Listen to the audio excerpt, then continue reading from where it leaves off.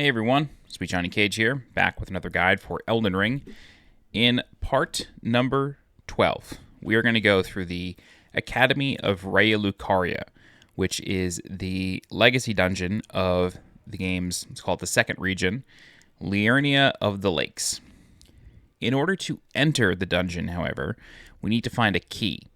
I will show you the location of that key. I will also kill the boss guarding the key, although you do not need to kill the boss. You can just loot the key and leave.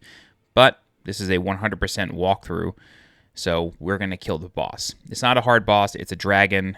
Nothing too new to worry about. We fought a couple dragons already, so should be kind of used to how they work. We are going to get started here at the Academy Gate Town site of Grace. It's fairly accessible from both the west and east shores, and you probably ran into it in your adventures. So yeah, we're going to start there, and before we do that, I will show you my stats using a Uchigatana plus 11. I have the Samurai armor set, which is what we started with, Assassin's Crimson Dagger and Blessed Dew Talisman, and then I have 8 flasks leveled at plus 6, Flask of Wondrous Physic with a Crimson Crystal tier and the Opaline Bubble tier, and then the Lone Wolf Ashes plus 2. Okay, let's go ahead and get started. Academy Gate Town, here we come. I am going to quickly bring up Golden Seeds, Liurnia. I'm going to quickly bring up a map of the Golden Seeds in Liurnia, because we kind of missed all three. So, it's all good, though. We didn't miss them. I kind of actually deliberately left them, but yeah, we're going to go here, and then we should run into a Golden Seed right over here. Should be on a tree somewhere. Maybe in here? It's easier to see at night than during the day.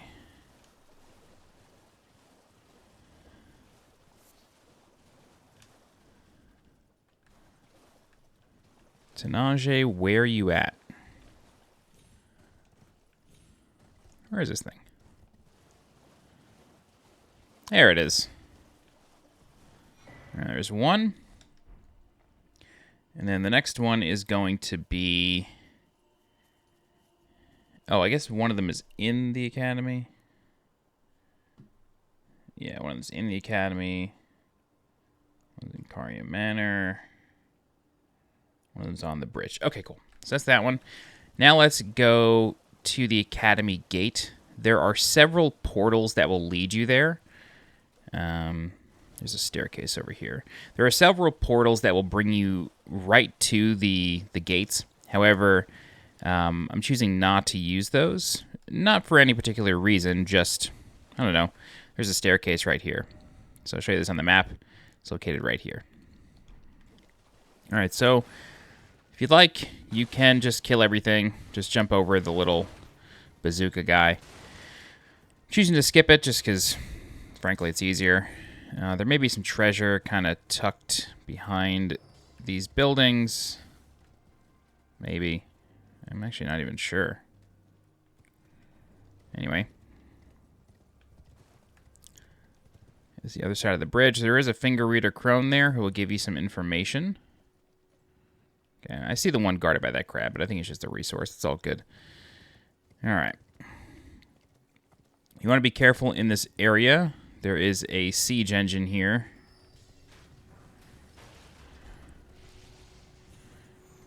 Okay, we're going to come through here. And this is where a lot of the portals will drop you off at. It's at this gate here. There is a site of grace, and then just beyond the site of grace, there is a corpse with a map on it. I'm going to rest just to kind of reset the enemy aggro there. I don't like the way that siege engine was looking at me. Alright, so if we approach the gate and we attempt to enter, it'll say you cannot proceed without a Glintstone key. So we can take a look at this map. Found a simple map. Check your inventory. It's located over here in the info section. Right here. Oh. The man it came from surely desired one. The sole means of gaining entry into the academy, a Glintstone key. So this map is a little confusing. It threw me for a moment, only because usually by the time you reach the academy the first time, you're only going to have a map fragment that like covers this. You're not going to have all of this uncovered yet. And the map is pointing to like this icon. However, this icon appears twice. And it's actually talking about the Temple Quarter. So if we look at the map one more time,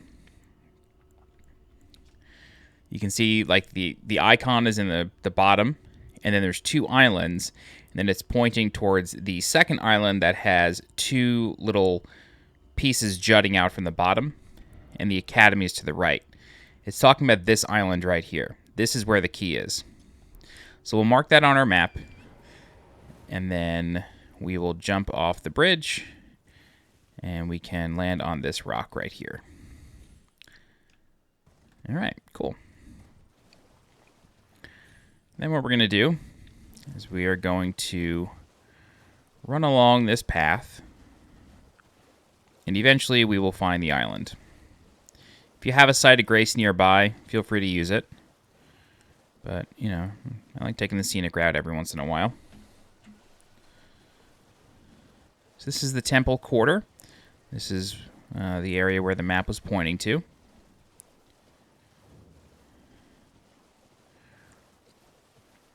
And then our island in question is right over here. However, before we do that, there is this island over here. And on top of this island is a scarab that disappears. So I want to grab the treasure that it holds. Chances are the dragon can actually end up killing it for you, which is nice. And it is an auto loot treasure, but we'll do it the old-fashioned way.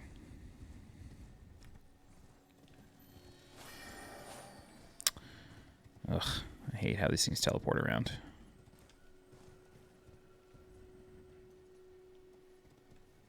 Where did it go? There it is. Jeez. It's back up on the island. No? Is it over here? Yeah, there it is.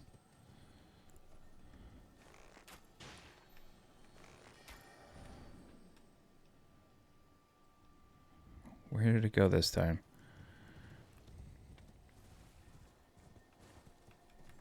All right, there we go. We got it. Cool. All right, so you get a couple, or a level 2 smithing shard. Now we can fight the dragon. So this dragon has a couple magic abilities. You gotta be careful of those. But like all dragons, it is susceptible to bleed. Nothing to really worry about too much. Try to stay near the feet as best you can. When it flies up, try to chase the tail. I don't think I'm in the right here. Yeah, it landed behind me. I couldn't really see where it was. Nice. Alright, when it does this arcing breath, just run to your left. You'll be on the other side of the arc. And then you can... Oh, that was really cheap and unnecessary. It can breathe fire just like other dragons. Oh boy. Can breathe fire like other dragons, but it can also cast some spells that you do need to look out for. Hopefully it'll do one. This way I can kind of show you what it looks like.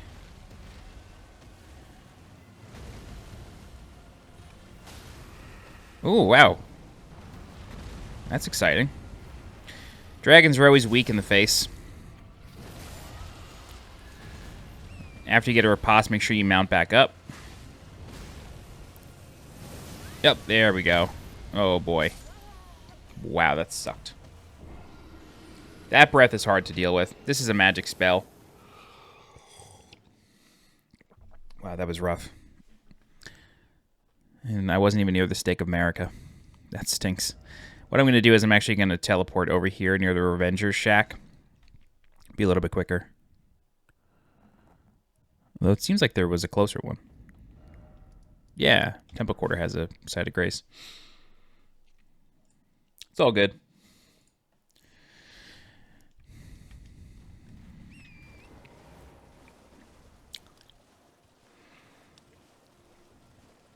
I just did not recognize that that's what it was doing.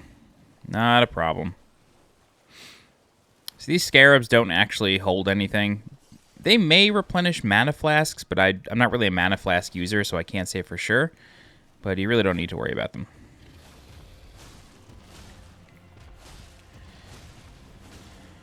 Oh, wow. Did that killed Torrent, too. Did a snap into a roar? Wow, that's crazy. There's that attack again. So you do have like a second to kind of respond to it, but still. I will warn you that that magic attack,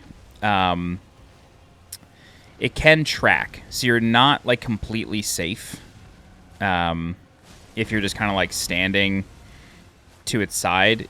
There is a decent chance that it can actually reach you. So you need to be mindful of where you're standing.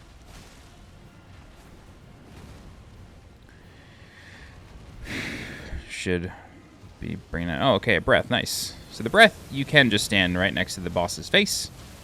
Go to town. Like I said, it is weak in the face.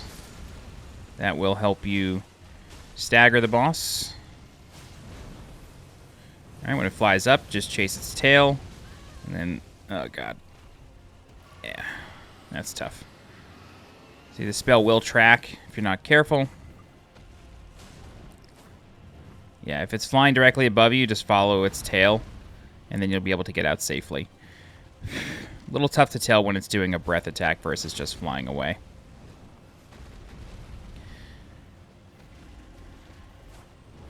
Ugh. Alright, we just ride to the left to avoid that. Kills a couple scarabs for us. Very nice.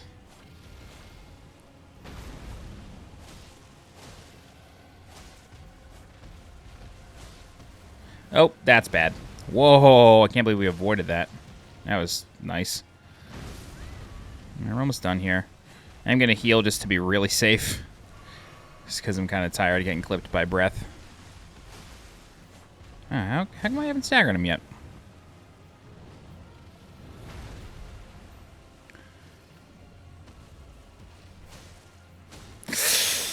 Ugh, that was rough.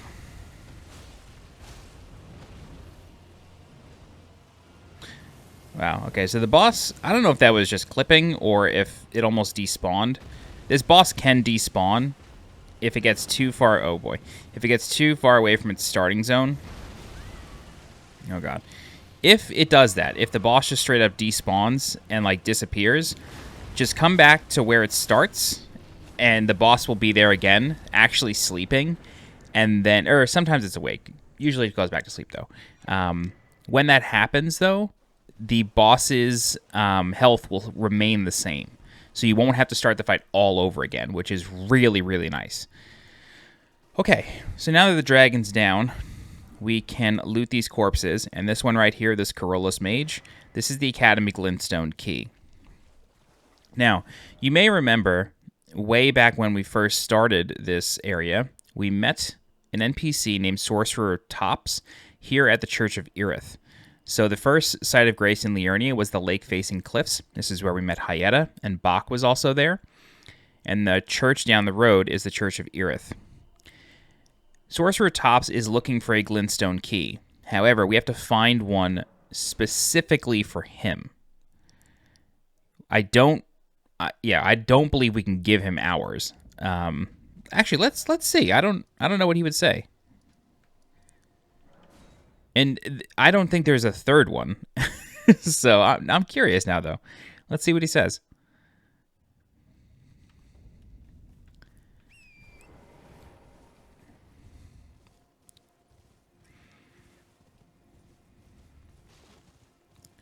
And if you haven't spoken to him, now's the time. And the reason I'm even bringing him up is because his quest continues within the Academy.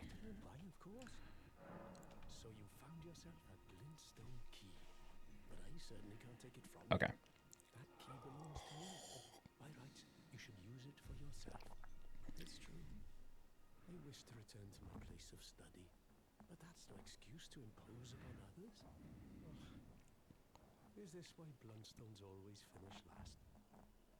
Okay. Cool. He doesn't take it. Very good. So we will find another within the Academy. So we have a choice. If you discovered the East Raya Lucaria gate, which isn't necessarily easy to get to, but you can get to it, and we did in a previous walkthrough. You can start there, or you can start at the south gate. They both lead to the same exact place, so nothing to worry about. All right, we're going to start at the east, although we will quickly go to the south. But I just feel like this is the way most folks will go, so we'll start here. With the key in your possession, you're able to pass through the seal and into the academy.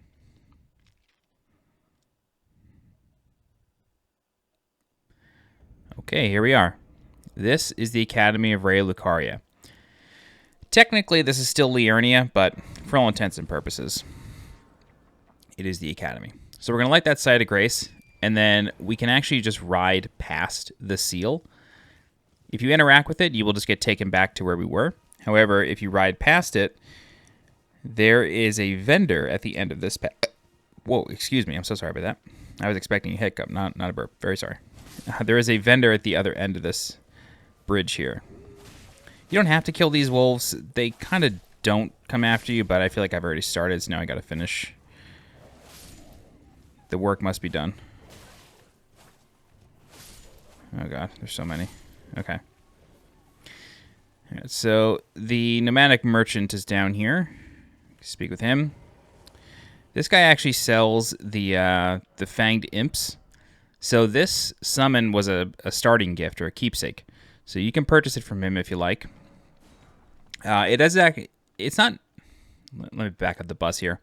You can use this to solve a puzzle much later on in the game. So you're better off buying it now. This way you don't have to rack your brain as to where it was. So just keep that in mind. He also has an Eye of Yellow, which is interesting. Nomadic merchants are tied to the Lord of Frenzied Flame in a way. So kind of interesting there.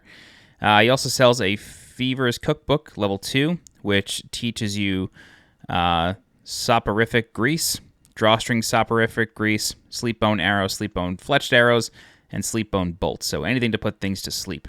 It's a record of crafting techniques left by a man who was utterly captivated by Saint Trina.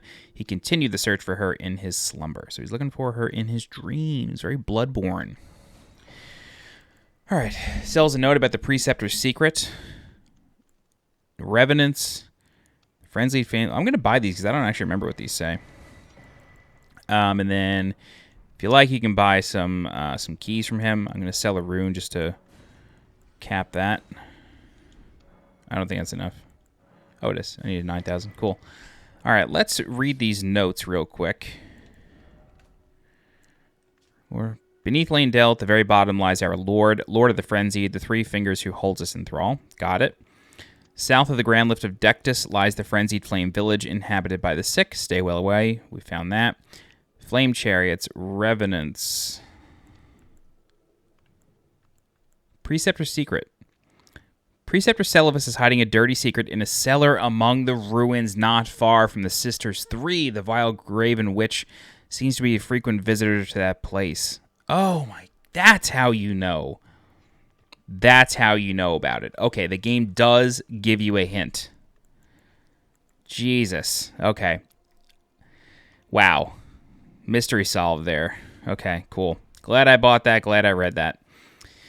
All right, further down here at the gate, if you look very carefully, you will notice a Bloodhound Knight on the wall here. So what I recommend doing is shooting him down. Wow. Impressive. Incredibly impressive. There we go. All right. This guy does not like to stay still. Yep. But unlike his boss counterparts, he doesn't have like a gigantic health pool. It's actually quite manageable. Wow, I don't know how that just missed. Glad it did, though. It looked like it did a lot of damage. Gonna heal up.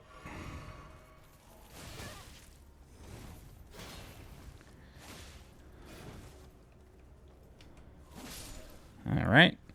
It's the Bloodhound Knight. And he is guarding a Celestial Dew, which you can use to pray for forgiveness. It's like he's hunting on people who wish to be forgiven for their sins. Weird. Alright. Cool. Past the vendor, we're going back up now. And then we're going to head down the other side of the bridge. And on the other side of the bridge is going to be a golden seed, but then also a very... Oh, all right. A very unique event. It only happens twice in this game that I can think of. But basically what we're going to be able to do is we're going to help someone with an invasion in their world, which is pretty cool. This was... You could help people in Dark Souls 3, like you could help an NPC in that game. It was Henri of Astora. You could help him or her. But this is the first time that I can recall that you like help somebody with an actual invasion. So it's sort of like, you know, what happens to Eileen in Bloodborne, and then this is the sign right here. We'll come back to it in a second, though. Between Eileen and Henrik. Is it Henrik? I can't remember. But Eileen the Crow needs help. All right. So that's that. You can't fall down there. You will die, but this is the other side of the bridge that leads to the north area of Liurnia. Okay, so let's go back and let's check out that summon sign. And we're going to be helping Yura, Hunter of Bloody Fingers. Although Yura seems to be the one invading other people, which is weird. Kind of strange. He's like hell-bent on revenge to the point that he is about to invade other people's worlds and murder them. Strange. All right, unfortunately, when you are an invader, you cannot summon torrents, so you do have to just run. All right, this enemy here is kind of like Eileen. It's Bloody Finger Ravenmount Assassin. His claws stack bleed like nobody's business. He also has the kind of ability that you get in Sekiro, where you can dodge one hit completely for free. He's going to attempt to drink. You can dodge a hit basically for free using Raven Mist. So you got to watch out for that. But for your trouble, you get a Rune Arc and then the Furl Calling Finger Remedy. And then after you successfully kill the invader, or kill the NPC, you'll be able to speak with Yura right here. And then you get the Raptor of the Mists Ash of War, which allows you to do that Raven Mist ability. So, Yura says that he's looking for Eleonora. You find Eleonora in Lanedale. Not Lanedale, Altus Plateau, outside of Lanedale. Lanedale just feels like a better name, in my opinion. I always kind of confuse them. All right, so once you have helped Yura, once you've gotten the Golden Seed, once you've reached the vendor, killed the Bloodhound Knight, it is time for you to actually enter the academy. So we're going to take this big old elevator up, and then we will start the dungeon proper.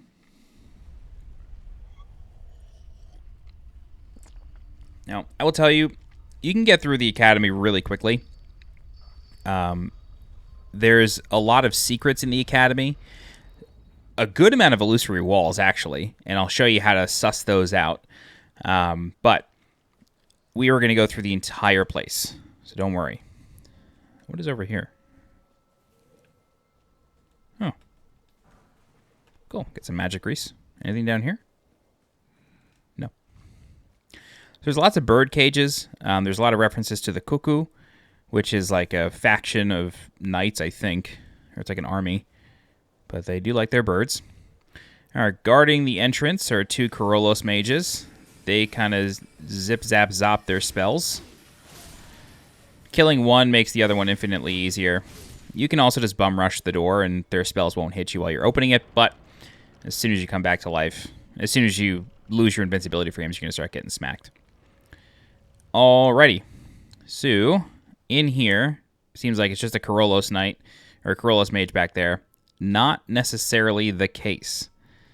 There are a bunch of marionettes here, and they will begin dropping from the ceiling once you kind of enter the area. Excuse me. I've had a weird cough today. All right. Pay attention to the back, because the Corollos Knight will... I don't know why I keep calling him a knight. The Corollos Mage will start sending out some sorceries, and it's not just those two marionettes that you got to worry about. There are more. So you can try to rush them, but just always keep an eye on the mage. Oh, God, that sucked. Might be dead. Yep. As I was rolling, I knew I was rolling into my death. Tough. It's a tough room when you're trying to clear it out. It's actually one of the toughest rooms in the game. There's also another room a little later on that's very, very challenging. I will say this dungeon's difficulty is certainly front-loaded, in my opinion. Oh my god, we gotta wait for this. The difficulty is certainly front-loaded. A lot of people get hung up on the first boss here, and rightfully so. But if you've been following along in the walkthrough, we've actually already fought the first boss. The first boss here is the Red Wolf of Radagon, and we fought one in the previous section of the walkthrough in a graveyard. So you unfortunately don't have like all the room in the world, and you can't get on torrent, but it does not have any ads. Actually, this one does have the added ability of conjuring a sword. So I guess it can be a little bit more difficult if you don't know what to look out for with that, but other than that, it's basically the same fight as last time. Man, gorgeous. Absolutely gorgeous. I love this place so much. The music is also creepy as hell, which I dig. Alright. Oh, nice. He moved to the side for us. Oh, boy. Okay. Whoa. Oh, bro. I know you want to impart knowledge, but you don't have to do it so violently.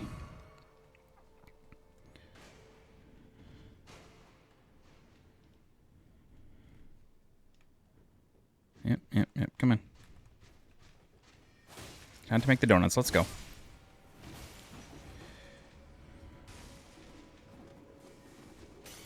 These guys are tough, but I do love them. They're so funny. All right, I'm actually going to do... Never mind. I was going to try to rush the mage, but he's clocked me here.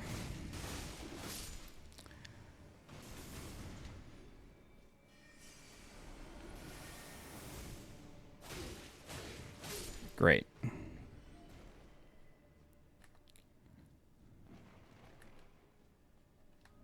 Come on, drop.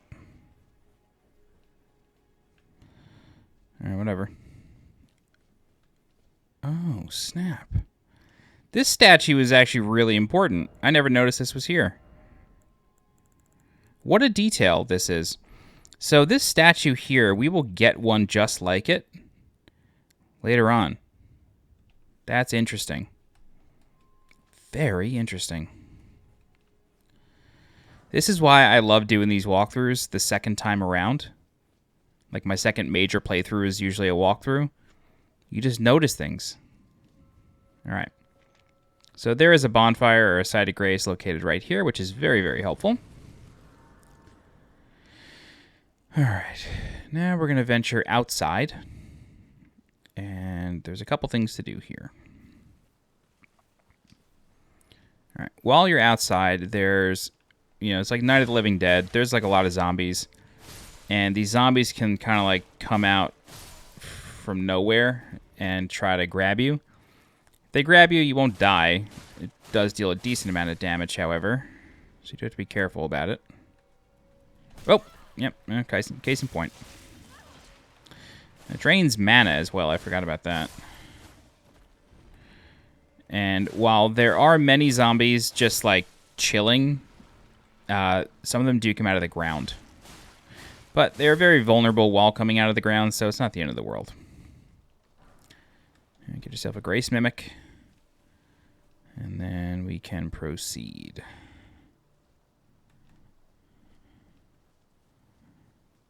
Alright. Let's go this way. Yeah, there's always a buddy trying to give you a hug. Heard you've been having a rough time. Oh god. I did not see that guy coming. Oh, I'm just trapping myself here. This is not smart. Wow, bro. I'm mashing L1 and R1 there. Mashing L1 and R1 is something that works in Dark Souls 1, and I'm never 100% sure if it gets translated into the other Souls games, but in Dark Souls 1, it reduces the amount of damage you take from grabs specifically. But Ever since Dark Souls 1, I've always just made it a habit to mash whenever getting grabbed. Of course, there's one there.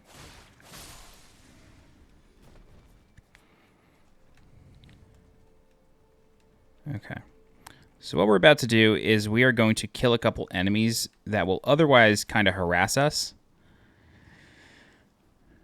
Alright, so you want to be careful here, but we are going to rush because there are a couple of bow marionettes here. Yeah, that guy's going to kind of take care of himself there. Let's get the marionette soldier ashes. There is a wolf down here that you have to be careful of. Yep, there he is. Or I guess just a dog. And you get the silver pickled fowl foot. And then what I'm going to do is I'm actually going to go back across the bridge. Just to double check to see if there were any treasures that we missed. That's funny. Hello, boys.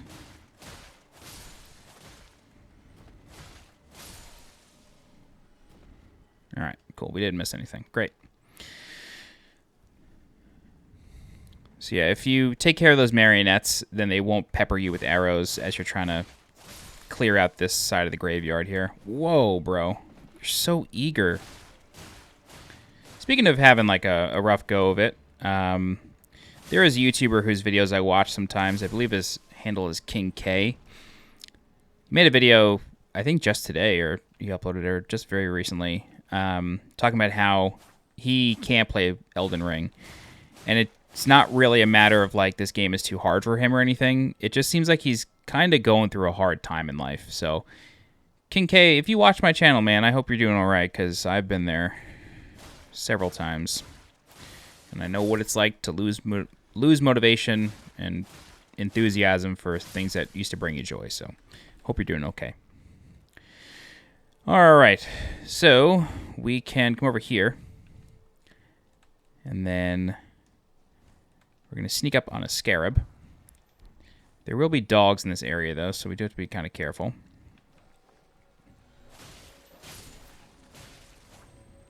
Oh, boy. Great. Spectral Lance, very good. Bro. Psycho dog here, man. Very good. Alright, there's going to be another dog over here.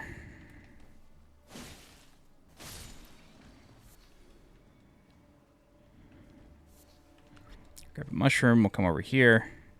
Hello, buddy. I'm not sure why these big ones have like such insane health pools. They certainly do, though. Oh, wow. Alright, I gotta... Yikes.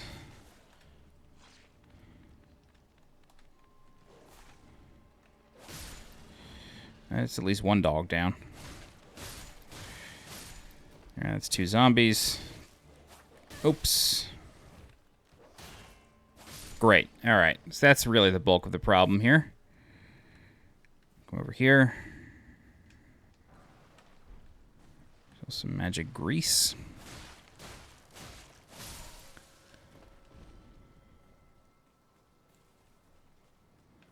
Alright. That's that.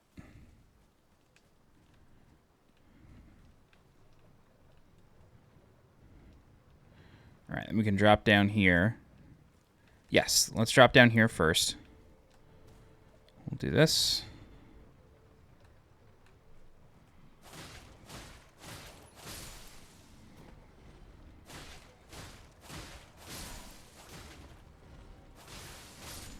Cool. The Carian Knight set, very, very helpful. Try jumping. No thanks. We'll take the Waterwheel down. Thank you very much.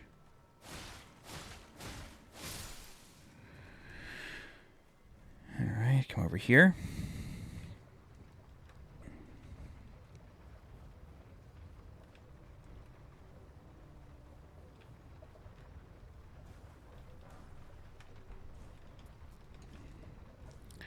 Okay. Cool. All right, go back inside. And what we can do now is just carefully observing the surroundings here. Great, that's where we were. All right, so we're going to take the Waterwheel and ride it up, but not before we come over here. You'll notice a purple orb over there, and that's because there is one of these Onyx Knight Guardian dudes. Ow. Yeah, it's got a big gravity well. Oof. I'm actually quite pleased that my R1 did not get queued there. That would have been pretty devastating. Can you backstab these? I don't think you can backstab these guys. Which is kind of a bummer, but it is what it is. Oh boy. Ooh, gravity orb. How you doing? Hello? Can I please stab you once? Thank you so much. Get the gravity well spell. And then we're going to jump up here and grab this treasure. Level 3 smithing stone. That's not anything.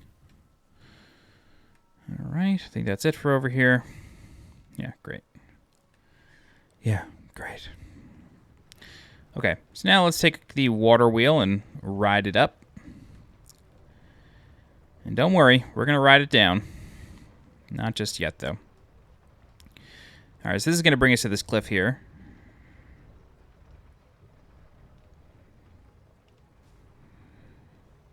And we have some folks just working, tilling the crystal soil, if you will.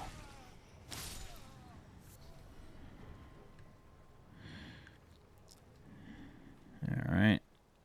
And up here, what do we got? Okay, so this is the way back. Alright. Yep, grab that. Cool. Alright. What we're going to do is we're going to rest at a site of grace. And I am going to very quickly take a very, very quick break. I'm not going to edit it. Just look in the timestamp for when I come back from the break. I just have to use the restroom. I'll be right back.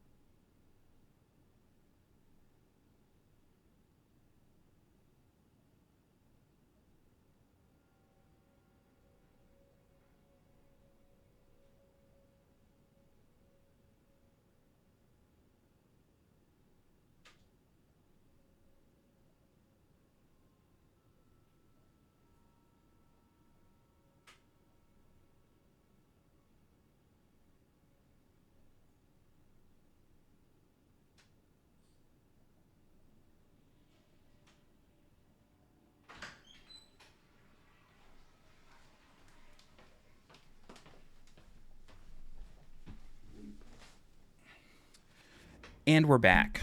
Okay. Cool. At this stage, we have a couple choices. We can either continue through the academy, or, if you remember, when you speak with Patches down here at the Scenic Isle, he tells you that there is an Iron Virgin hidden at the bottom of the Waterwheel in the academy that still has its powers of transportation intact. Let's see if he's right. So what we're going to do is we're going to backtrack just a second here. And you'll notice this guy holding a torch here. Kind of minding his business. We'll plop down. And then the water wheel is literally just going to drop us off.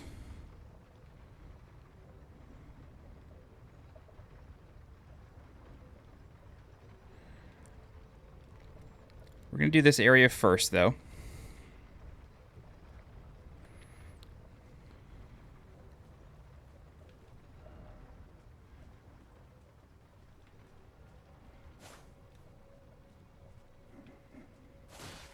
Yeah, I knew that guy. I saw his eyes. I knew he was still alive.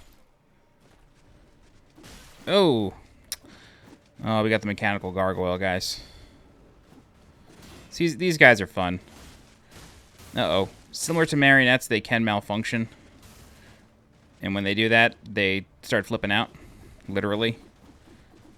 Oh, dude. Dude. Alright.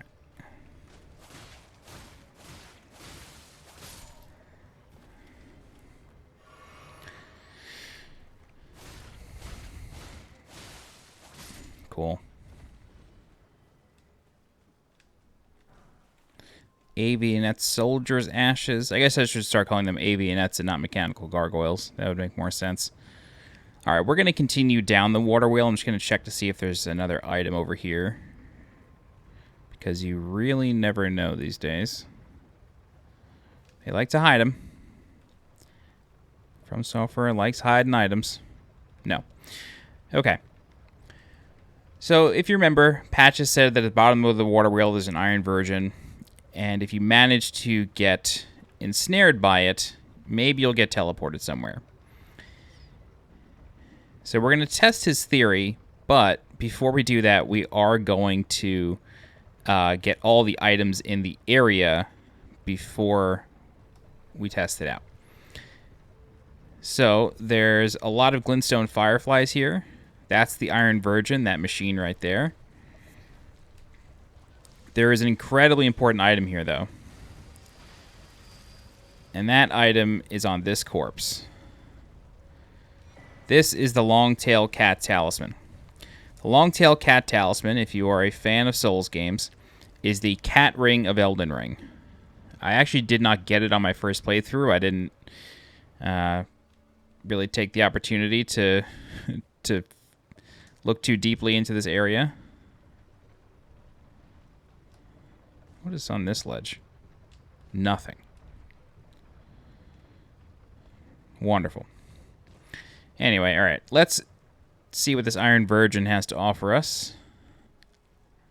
It's weird. The Fextra Life wiki calls these things pendulum statues, but Patches very clearly calls it an Iron Virgin. Alright, so we're probably going to have to get it grabbed twice. Yeah. Cool. This one has a really high likelihood of using this ability. The other Iron Virgins that you'll encounter in the game like to use their mechanical wheels and stuff a lot more often.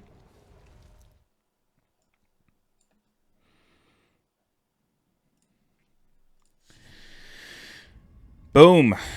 Here we are in Volcano Manor. So this place is wild. It's a really, really cool area. I wouldn't exactly call it end game, but it's certainly not early game. Yeah, so from here, we're going to follow along this pathway. And if you want, you can eventually get out of here by teleporting once we reach a site of grace.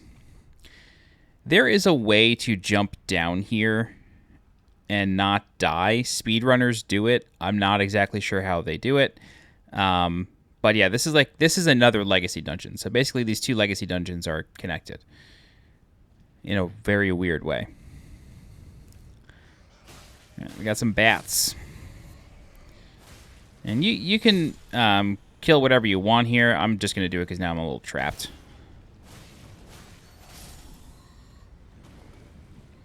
Come on, bat. And you'll notice that you can actually touch the lava in this place.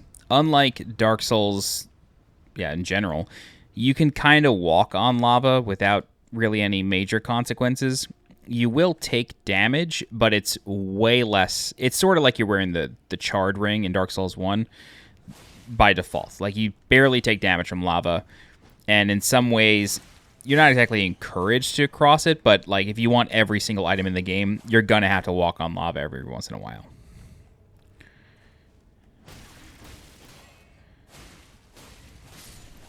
So yeah, don't be afraid, but there will be slugs in the lava, and those can be difficult to see, and they also deal some damage, so you gotta be careful.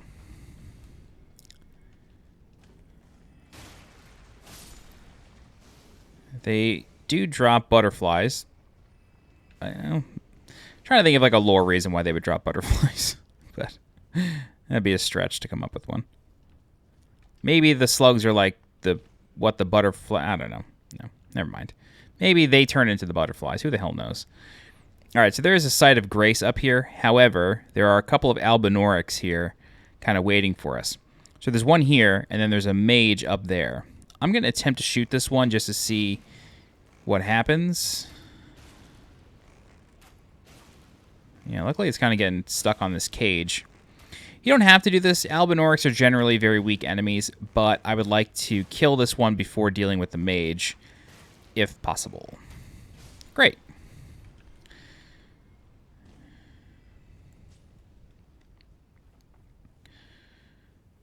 Hello. All right. So there's a site of grace here, and once you rest at it, you'll be able to leave. However, I'm not going to do that just yet. Sorry, wrong menu. Can't level up. Yep. Nope. Nope. Cool. Alrighty. So we have a couple choices. We can either just like plop down here and continue on through the cave, which the exit is over there, or we can go the long way and get a couple items. So we're going to do that. Yeah, this is why I generally like to snipe this guy, because they kind of come in a set if you get close. All right.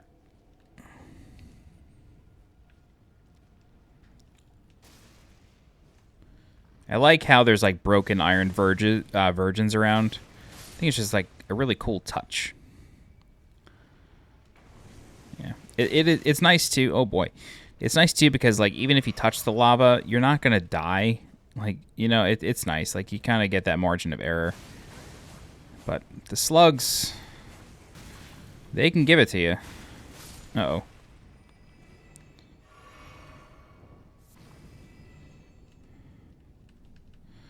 They can dish it out. They can give you the business. They can give you that $10.99 income.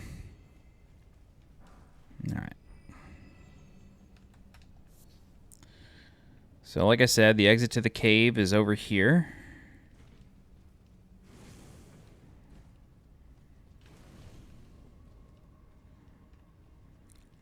Yeah, that lava is something to look at. It's really cool.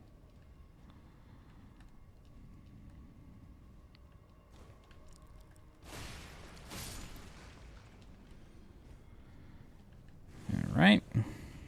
Very good. Cool.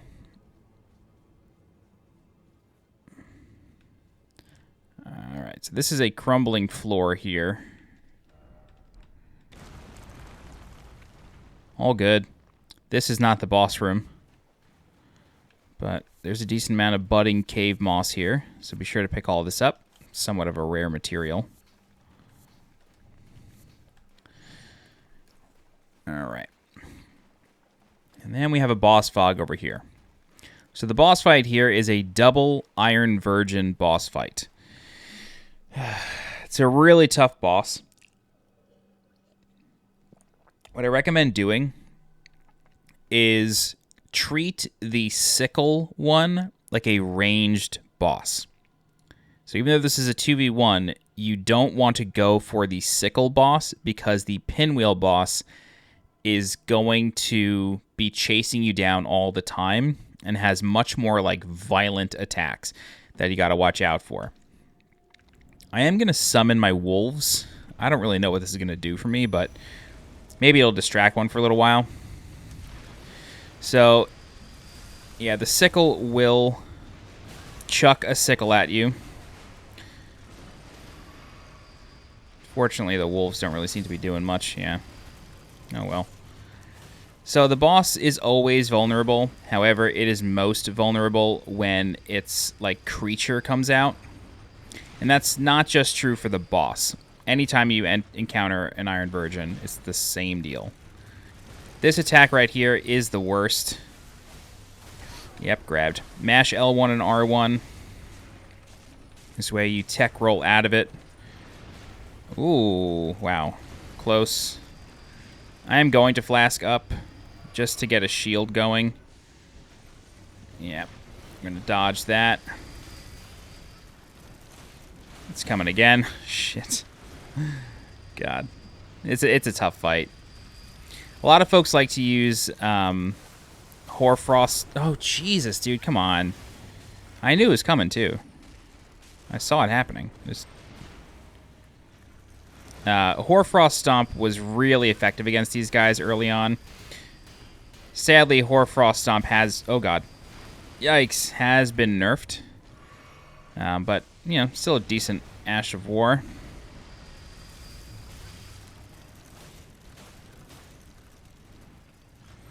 Once you get rid of one, it becomes a trivial fight. Whoa! Well, I was actually kind of glad for that. I never actually had that happen, though. Dude, come on. I was nowhere near that. I mean, of course I was, but... Whoa, why am I taking full-blown damage right now? I was mashing. I'm probably dead. Yep. Alright, we'll try it again. That sucked. It's a hard fight. I am going to warn you, though. After we kill this boss, we're going to light the Side of Grace and immediately teleport out. The reason being is because... and I don't necessarily want to spoil this, but the exit of this boss cave will bring you somewhere you're not exactly expecting.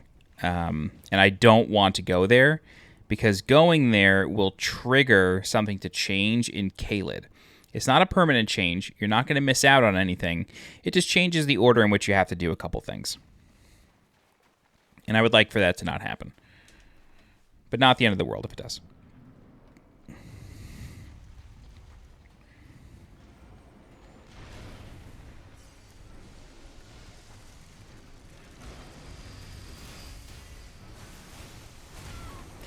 I rolled. Maybe I had no stamina, though. But I definitely rolled right there. Please get me out. Yeah, getting stuck against the walls here is really the worst part. Yeah, the creature is so weak, but it just doesn't expose itself very often. Or when it does, you don't really get a clean opportunity for damage. Alright. Probably gonna get whacked. Oh no. Nice. Okay. It's going well. Sure, as I say that, it's gonna start going terribly, but we'll see. I respect that... Oh, shit. I respect that it does that double hit. Alright, one down. Cool. So, for this one, you just want to watch out for when it locks the sickles in together. That's tough to deal with, and when it pulls them back, they actually have teeth on them. So you got to be careful. For this move right here, you can actually, if you can manage it, you can roll into the boss and manage to get some decent damage on it.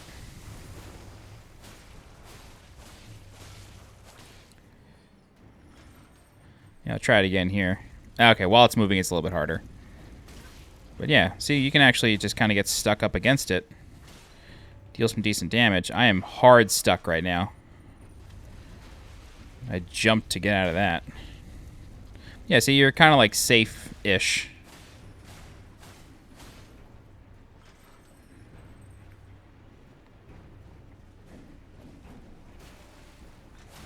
Alright, that's a double Abductor Virgin fight.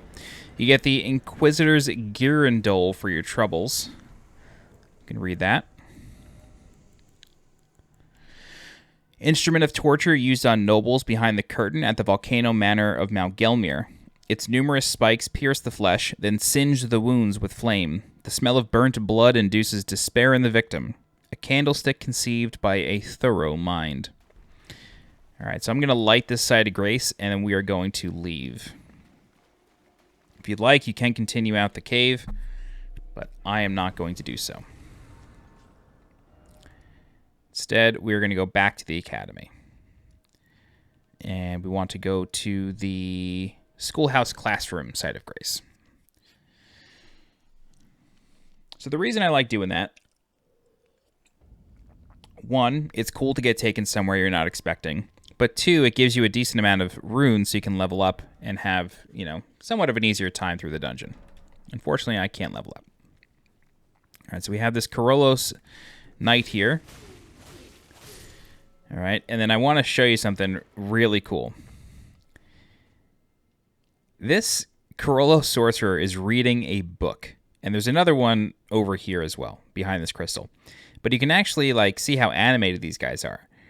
He flips the page. And then watch what happens when we approach him.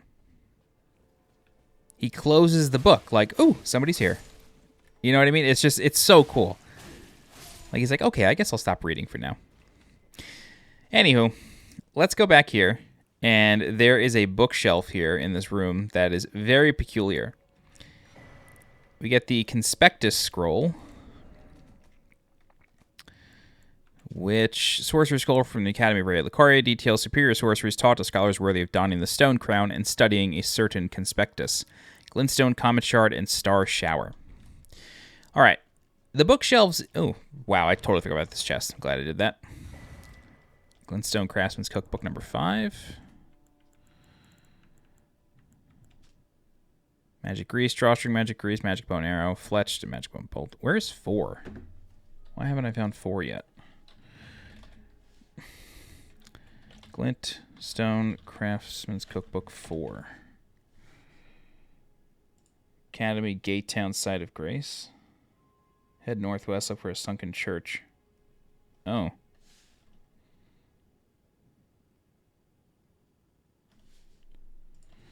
Okay, we'll go back and get that. Okay, so all the bookshelves here have books in them, except for one. It's because it's an illusory wall. Anytime you find a bookshelf in this game, give it a whack. The chances of it being an illusory wall, especially in this dungeon, are very high.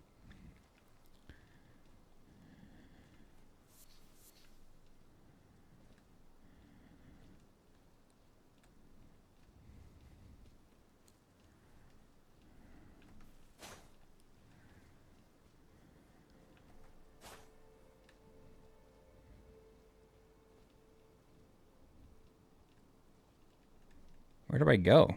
I wasn't expecting this. Oh. Right.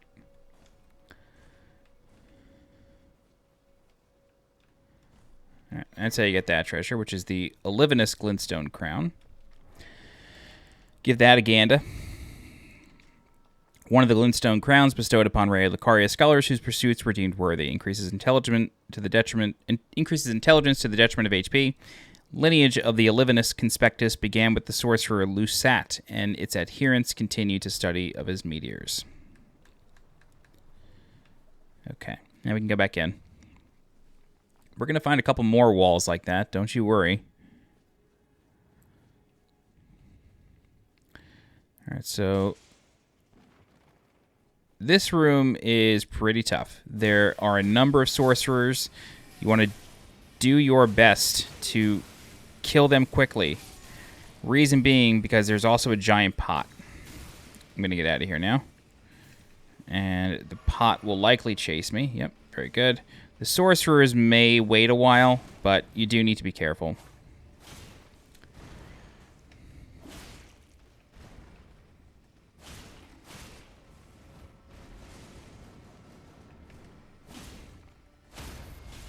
Whoa, I didn't know they get knocked down. Cool. All right. He lit up before he even saw me. You cheater. All right. Oh my god, there's still one. Whoops. I did not know that. Okay. Cool. You get a ritual pot from there. And then you'll notice that this door cannot be opened from this side. I'm going to show you how to open it. But it's not actually done here. So right here, this is an interesting room. We have a couple of enemies. So we have that guy over there, but then this is the enemy you want to kill first. Okay. And then I'm going to go for the Corollas Knight.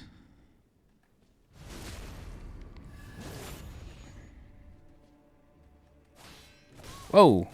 Wow, you had the... Wow, Jesus. That was impressive, bro. The Furl Calling Finger Remedy. What is this pointing? Oh, I want to see what that's pointing to, though. Of course. Where is this pointing? Over here. I always wonder if those dishes, like, triangulate somewhere. Okay. Once again, is this mine? One of these is mine. I have a hint here. Anyway. Another bookshelf with no books.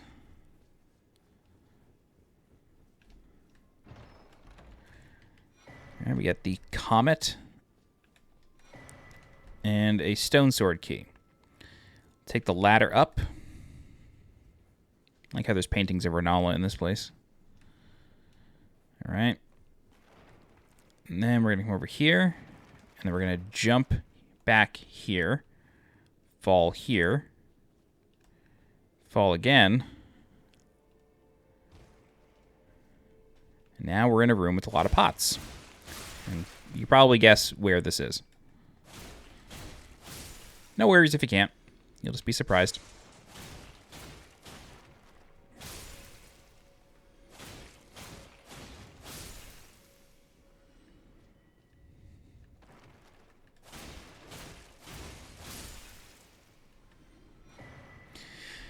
Get yourself the Graven School Talisman.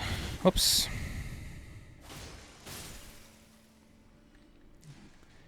And now you can open this door.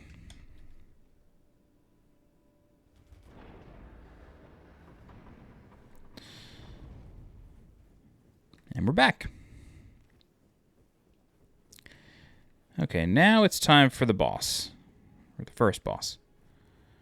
This is the Red Wolf of Radagon. It can be challenging. We fought one already outside. But this one has the ability to conjure a sword in its mouth. Not unlike another wolf that we may have encountered in the Soul series. Yeah. It's, ow. Yikes. It's, no. Whoa. It's dash moves, like where it just opens its mouth and dashes towards you. Those are really devastating. You really have to watch out for them.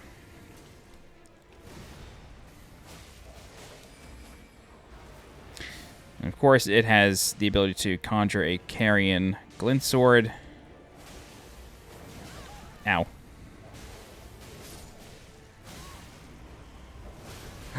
Oh no. Thank you. Alright, he's dead.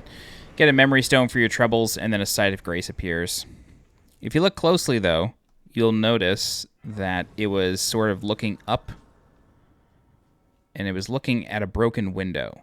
So that's kind of your cue that there's more here than you might think. Can you burn this away? No, I was just curious.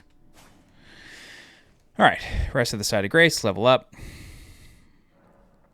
And then what I'm actually going to do is I'm going to go get a cookbook that I missed, just because I don't like missing those. Go into decks. All right, real quick, let's go back out here. And then it's like right here, the cookbook.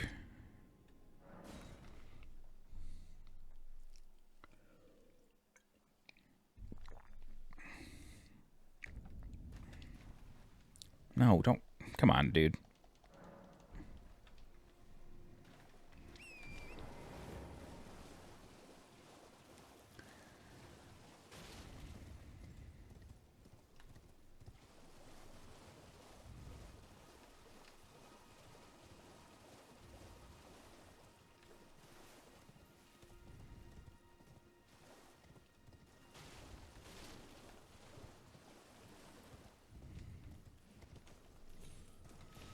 Oh, it's in his chest.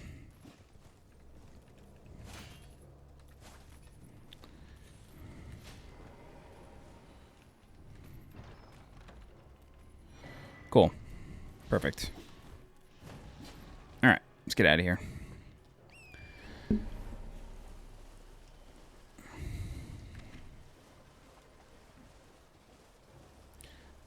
I think the side of grace is this way. Could be completely wrong.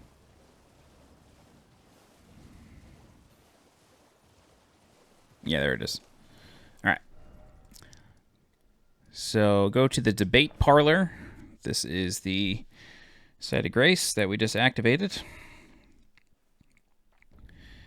All right, now we can go into the courtyard. But before we do that, we're going to hook a right, and we're going to come over here. Jump over here. We're going to take this ladder up, and we're basically going to get on top of the boss room.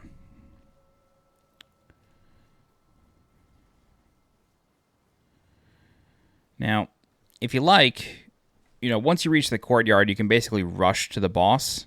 It's not exactly our style, but all you got to do is just jump over to that winding staircase, make your way up, and then you're kind of home free.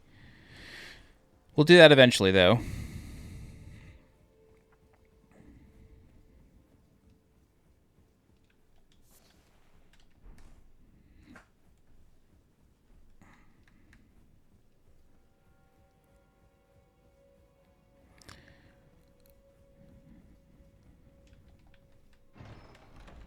Ooh. The Radagon Icons, a legendary talisman. Where are they at? Here we go. A legendary talisman depicting the Elden Lord Radagon shortens the casting time of sorceries and incantations. As the husband of Rennala of Caria, the red-haired Radagon studied sorcery, and as the husband of Queen Marika, he studied incantations. Thus did the hero aspire to be complete. So, oops, I heard footsteps. Wow, Comet? You use Comet on me? Whoa, bro. Like, why are you... So, Radagon was the husband of both Marika, the god, and Rennala. Very interesting.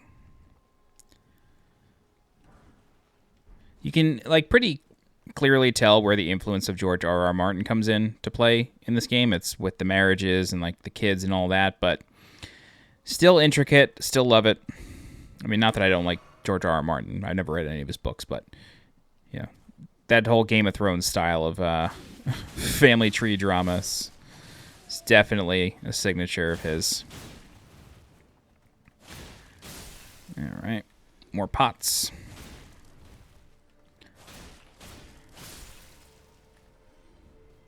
Don't you love when you... Wow. Don't you love when you target the... Dude. Don't you love when you target the thing in front of you, but it decides to target something entirely different for you?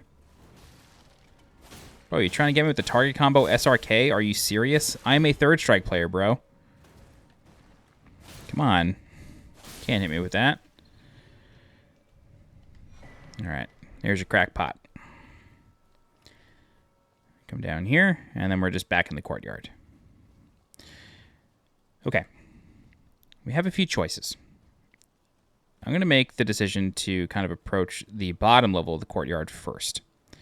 If you look closely, in the distance, there's an Iron Virgin there.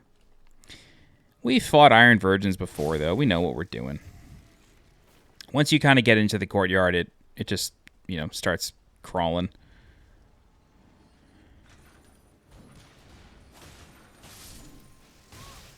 Ow. Nope. These things do have a ton of health, though.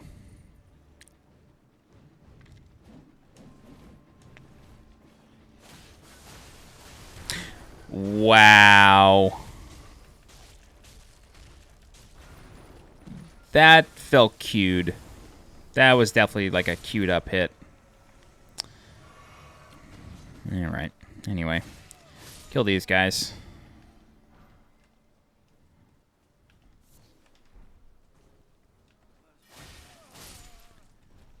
Sometimes these guys take notice, sometimes they don't, but I just like to kill them anyway. Alright. Come over here. Of course there's a giant enemy crab that wakes up.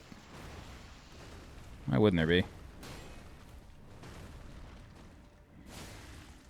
I appreciate that the crabs in Elden Ring don't have a colossal amount of health. Like, they're very, very reasonably healthed. That's not a...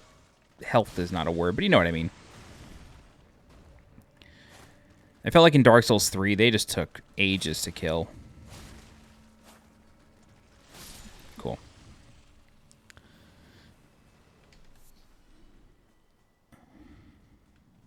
Alright. Great.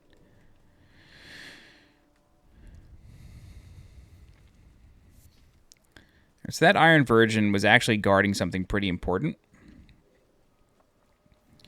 Let's come over here. There's a golden seed, but that's not what it was guarding.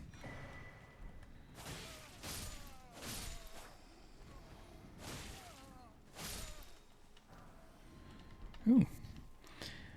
What it was guarding was a crab. Now, I don't understand why these crabs are the way they are, but you'll see this crab has crystals on it. So you want to two-hand your weapon, this way you can hit it. And then it is a guaranteed drop of the Corollos Glintstone Crown. There are several crabs scattered throughout the dungeon that are crystal crabs, and they all drop a Glintstone Crown. It is very important that you keep at least one in your inventory, otherwise you will not be able to solve a puzzle tower. There may be another way in, but, you know, for all intents and purposes, you won't be able to solve the puzzle. And it's only one part of the puzzle, too. So keep at least one of the Glintstone Crystal Crowns. All right, so coming up here, we're going to kill these two mages. Wow. Okay. Now, this is a door that we cannot open from this side. However, that's quite all right. Just come over here real quick, I guess. Yeah, there's definitely a couple things that I need to get here.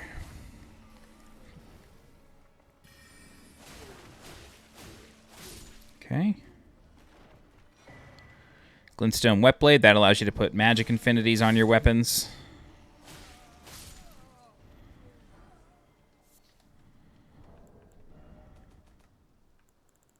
Is it just magic or something else?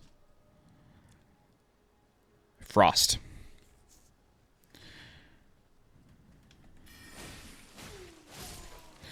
Actually reminds me, we didn't actually get the hatchet that has Hoarfrost Stomp on it. It's okay. It's not a big deal. Alright, so the main reason we came up here is not for this door that we can't unlock. It's this. Be careful, though, because there is a mage down here, and he can see you. Now you can open this door, and this leads right back into the courtyard, but this shortcut is not really why we're here. Oh, boy.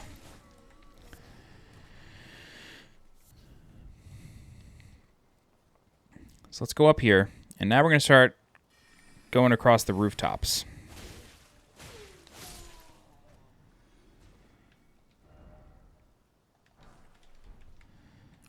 All right. We're going to do this like twice, more or less. So we have a couple marionettes here. What I recommend doing is waiting for this one to kind of patrol around and then rush this one. This one has the bow. This one is like the deadly one, because that guy can unleash tons of arrows on you with relative ease, and you don't want that. Okay, then we can jump up here. I'm just going to run around, make sure there's no item behind here. Oh, there is on the other side. All right. Cool. We're going to climb this ladder. And at the top of this ladder is a pretty tough little area. I recommend crafting a couple arrows just so you can knock down some enemies. So go ahead and target this one. Yep. Oh, come on. You want to be very careful not to... Are you serious? You want to be very careful not to aggro the mage. You want to stay as close to the steps as possible. It's not the end of the world if you do, but he has this pretty devastating twin snakes attack that, wow, that can really mess your day up. So I recommend doing your best to not aggro him.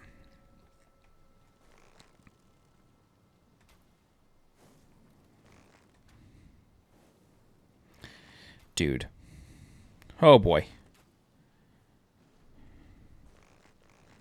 Am I just too far away?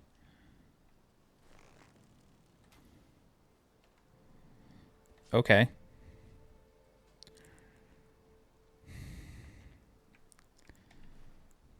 I'm going to shield up. This can go pear-shaped. So that's the twin snakes attack. Alright, luckily we got all that done. Glad I shielded up. I may have died had I not shielded up. Alright. So, you'll notice that there's a ladder in this bell tower. That should be your cue that you can get in here, and you should try to find a way to do so. I'm going to show you how to do it. It does require a really challenging jump.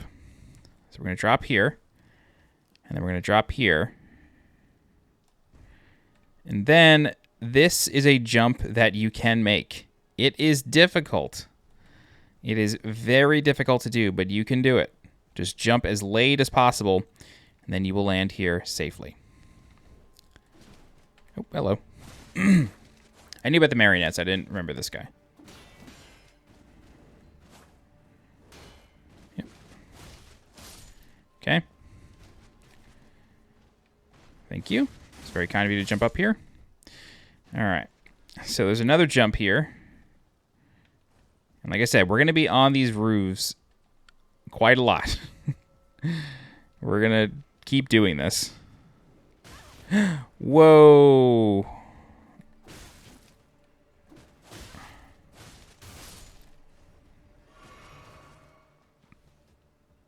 Yeah, you can hear them kind of launching a volley of arrows if you listen closely. All right. What's down here? I think this is a crab, actually. Yep. Here's another crab. Again, I don't know why it has crystals. That's the Lazuli, or Lazuli Glintstone crown. Not exactly sure how you pronounce that word. Alright.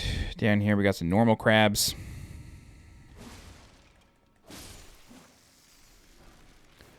Level 4 Somber Smithing. Okay. Got a ladder. You'll see another crystal crab tucked in that corner over there. We will get there eventually, don't worry.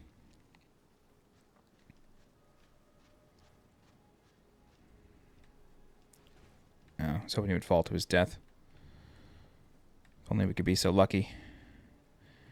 Alright. So right here, this is an imbued sword key. This is for the 4 Belfries. I will go to the 4 Belfries within this video, but I'm not going to do it right now because we still have a decent amount of work to do here. Alright. So unfortunately, this is where we kind of have to like start the rooftop sequence over again a little bit. And it does mean that we need to reset a little bit. We're not going to do it just now. We have to do a little bit more work up here this time. Come over here, grab this treasure. Smithing stone level 3, very helpful. All right. Believe it or not, we are extremely close to the other Glintstone key that grants access to the academy. Whew. All right. So we have a couple of gargoyles over here. Or avianette soldiers. Avian marionette, that's where the name comes from. That's cute. Ow.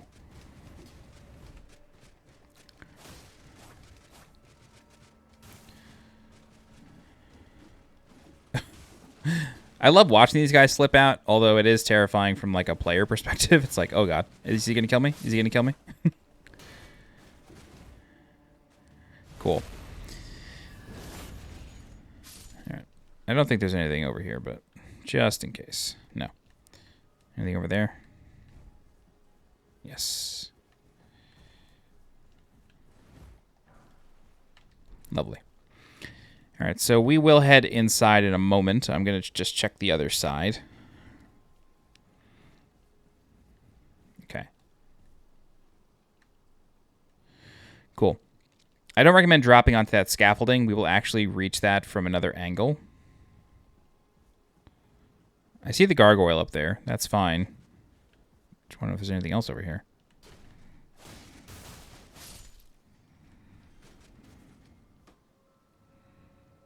All right, I know where that goes. Cool. So let's jump in here, and now we're going to carefully platform along the rafters. Grab that, and then the corpse on this chandelier, that has our key. You want to be quick in looting it, though, because there is a mage, and he can see us. That's the Academy Glintstone key. Dispatch these enemies quickly, because they can gang up on you. And don't forget that that mage is over there. Yep, there he is. He's got some good sorceries.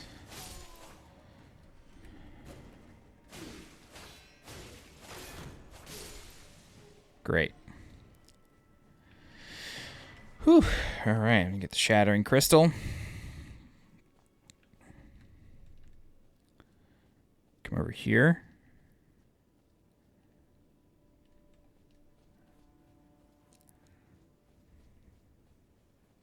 Yeah, we want to do this first. All right. So we did knock down a marionette. I guess maybe it went away.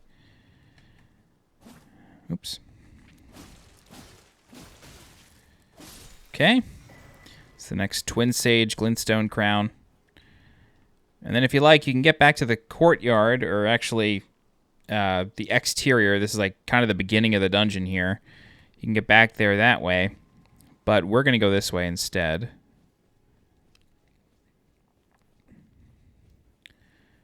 And then we're going to fight this page. I have to sneeze so bad.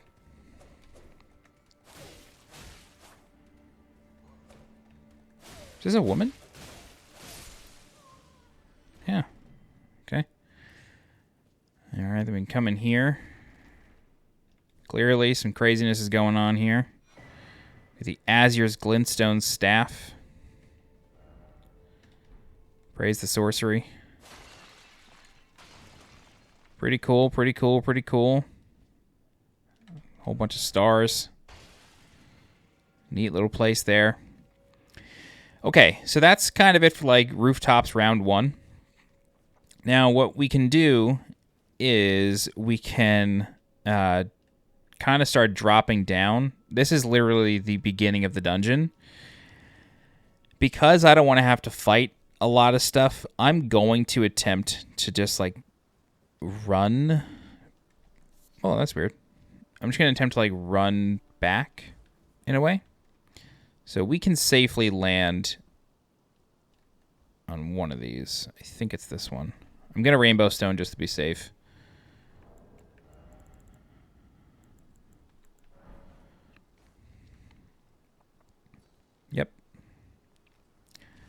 Cool. All right, so now we're back outside in the graveyard.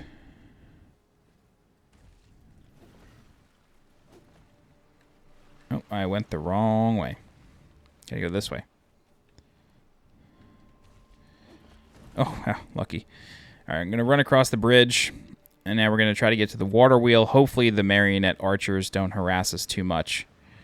Just be careful of guys jumping out. My sneeze is coming back. There's a guy over here. All right. A couple dogs are going to wake up, along with a couple of the zombies. Wow, lucky. Excuse me. All right, we're going to rush the Waterwheel. I think we're going to make it just in time. Leap of faith. Whew. All right. That was nice. We're going to come up. It's going to drop us at the classroom. And then we're going to run through here.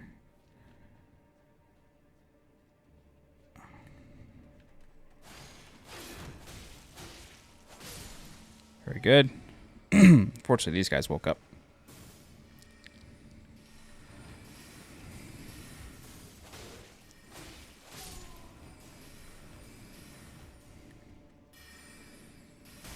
Ow. Cool. All right, I'm going to rush the stairs now. And again, you could just teleport back to Radagon's room. It's not the end of the world. I just don't feel like fighting whatever I don't have to fight.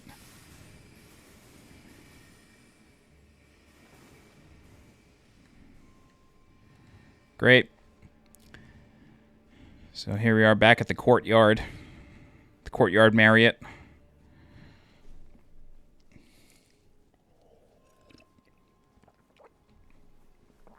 All right.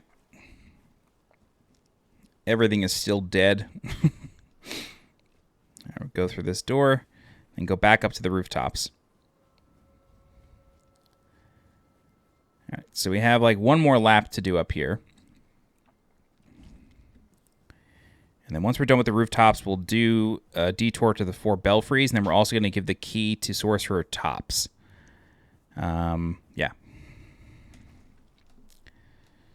But this is why I didn't want... I, like, hate this passageway that we're coming up to with the Sorcerer and the 3 Avianet soldiers. I really hate it. So that's why I didn't want to do it again. Absolutely gorgeous night sky here. Incredible. This game looks so good. All right.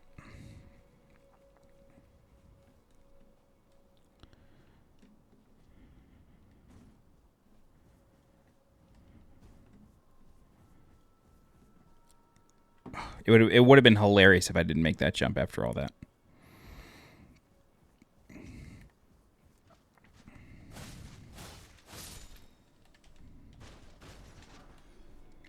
A short bow would be nice one of these days. Just saying. Make sure you don't follow these guys down. It's easy to get locked onto them.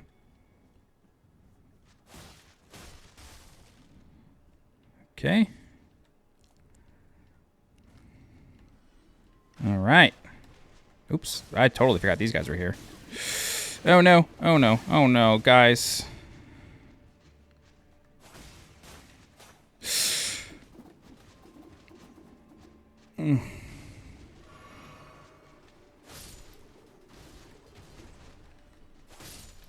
Okay.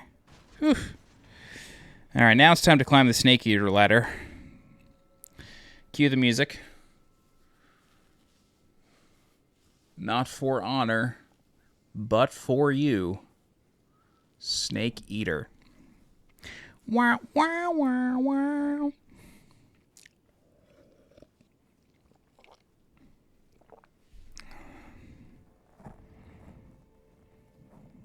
I really can't believe Kojima had us climb a ladder for like 4 minutes. What a nut job. All right. Get the full moon crossbow, which is a pretty interesting crossbow. And then I believe we can plop down onto a roof. Yep, right here.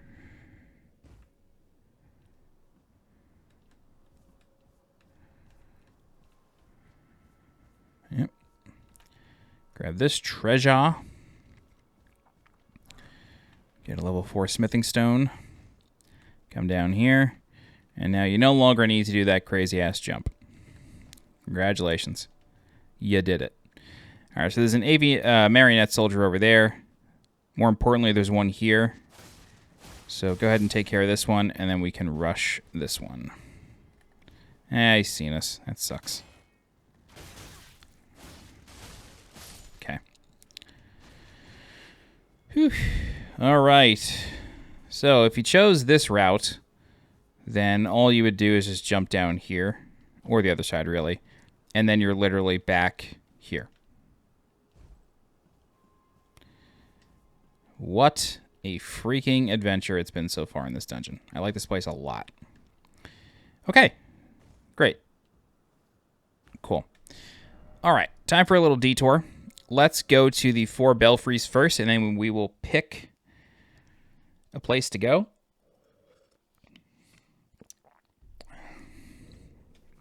I'm going to rest first and spend any runes that I can. All right. I am going to choose a place that we have seen before, and that is the place with the endless stars. Or ceaseless night sky. Night sky unceasing. I'm going to choose this one.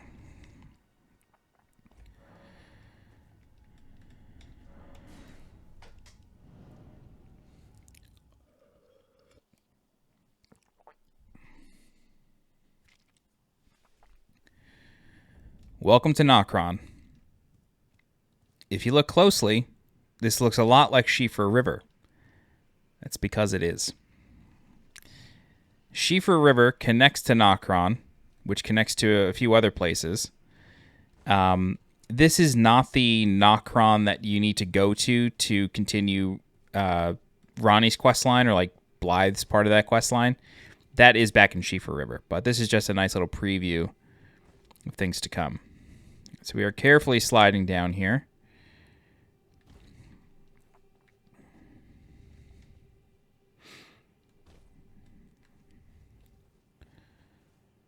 All right. And then at the end of that platform is a Crucible Knight.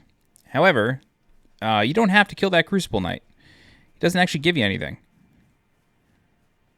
Your real treasure here is this talisman. This is the Mottled Necklace.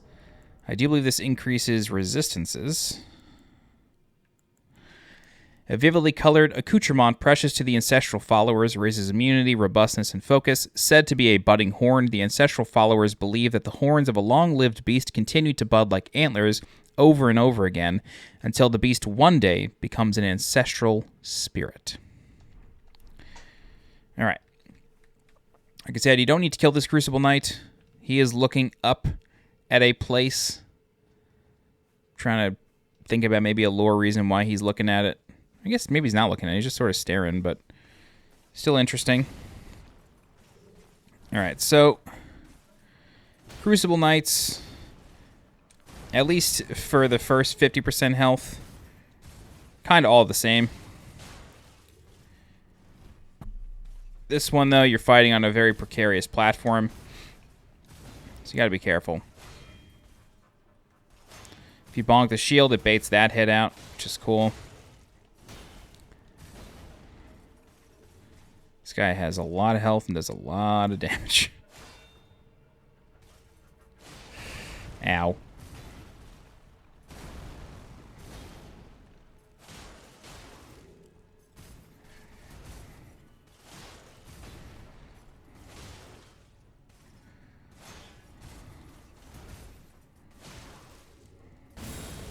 Already?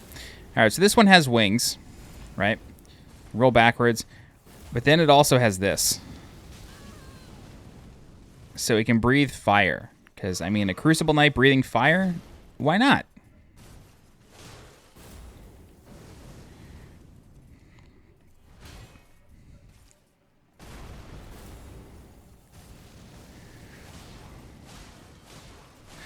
Ow. I could unequivocally say I was not expecting that. Alright. Come on back. I really like fighting Crucible Knights. They just feel very even. They're predictable. Oh, he might fly off the edge. Ugh. Damn it. Oh, no.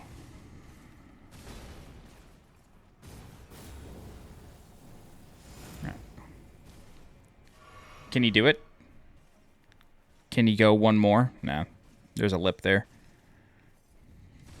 Well, I did not really mean to roll there. I just really hate where he's positioned right now.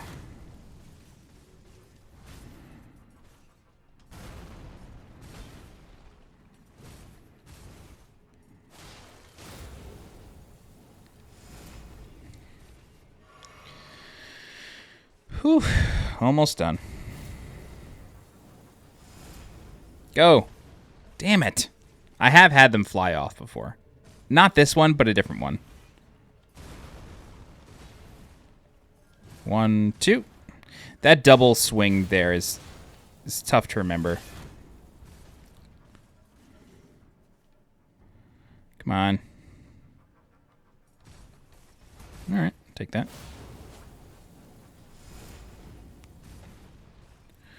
I just want him to do it, man. That's all I want for Christmas in April. I don't know why I went forward. That worked out. Alright, there's your Crucible Knight. Like I said, doesn't drop anything. It is a kill once enemy, though. Really cool. Man, I love this game. I really do love this game. Nothing. Alright. Cool. So we're kind of done now, but we're over here. Press R3 to flip back to the above ground, and then we can go back to Sorcerer Thops and give him the key. This will be our last bit of side questing before we kind of finish out the dungeon. Well, for the most part.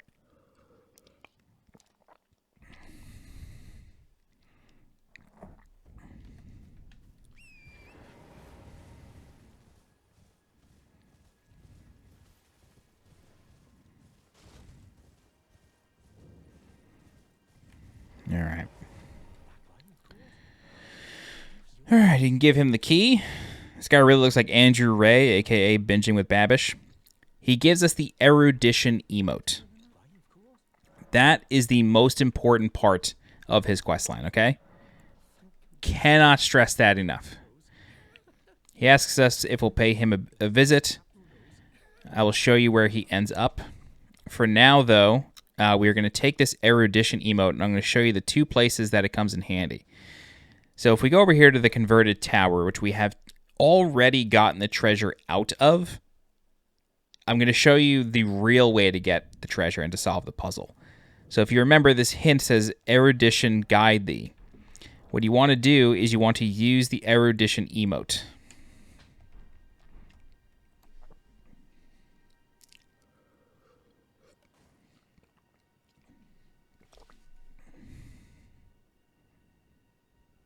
There you go. Get yourself a magic ladder. And that's how you actually get up.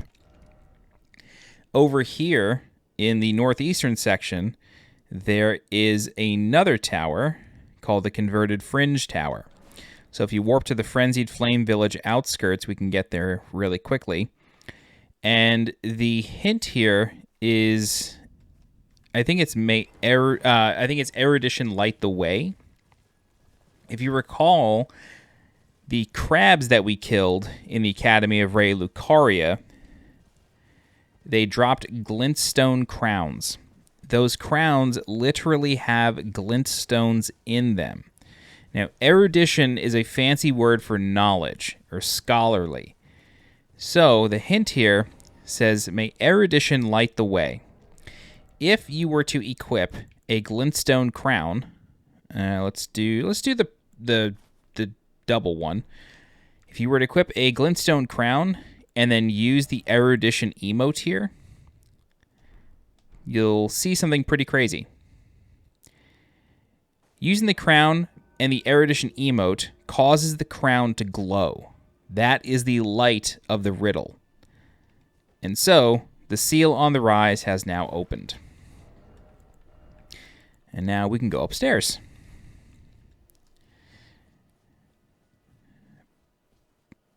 But we're going to be stopped by this thing. It's not a big deal. This thing can put out, I think it's like sleep dust. Or it might just be magic damage dust. But yeah, this like weird orb thing, you know. Miyazaki. That's really all I have to say. Yeah, and then you can take the elevator up and get the treasure atop the tower.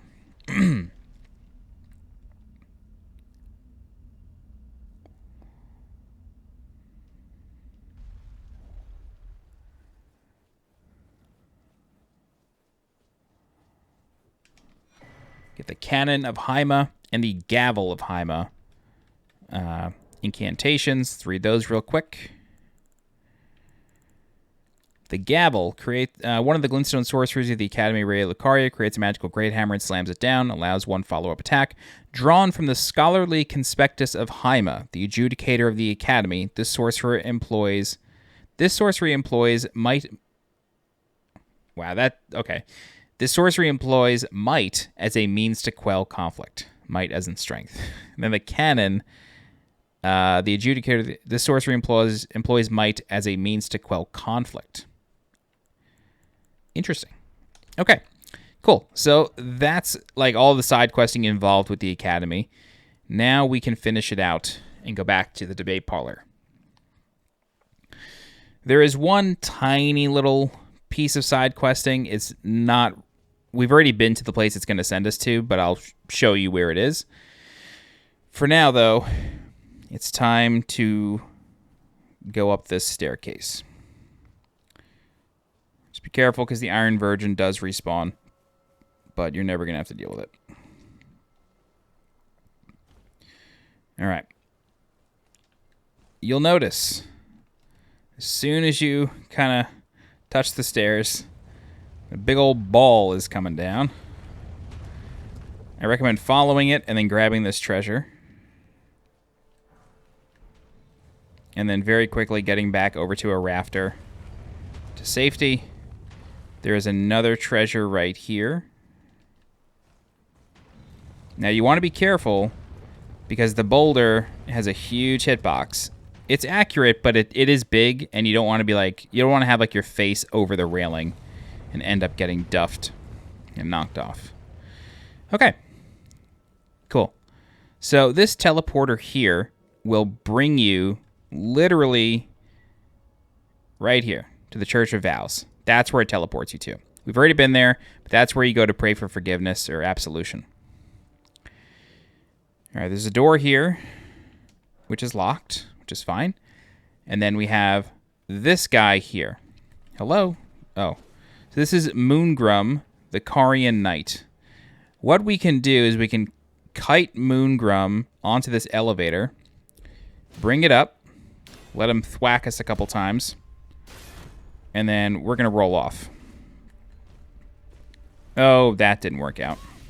Ugh. All right, we got to fight him normal. It's fine. Sometimes he'll stay on it and then die. It's all good. Oh, yeah. I forgot he could do that. I straight up forgot.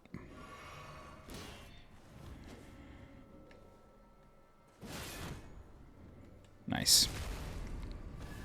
He can parry that, though. It's a little risky, but... Alright, he's going to flask. He can flask once. While he has the wand out, he can't parry. He can sure as hell bleed, though.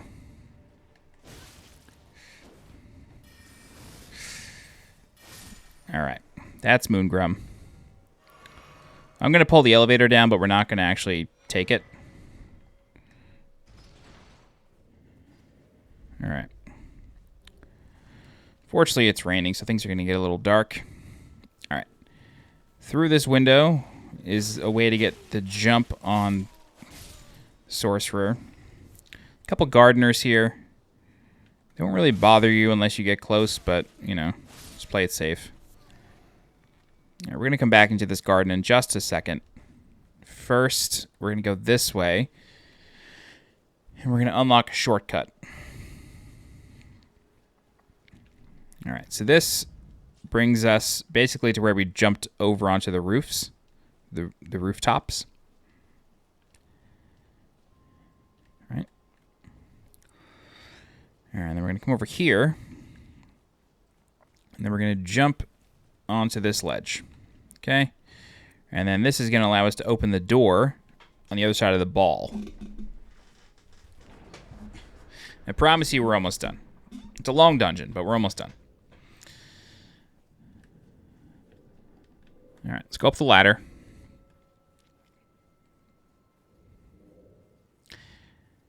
And then we're going to find a mad pumpkin head guarded by some mages.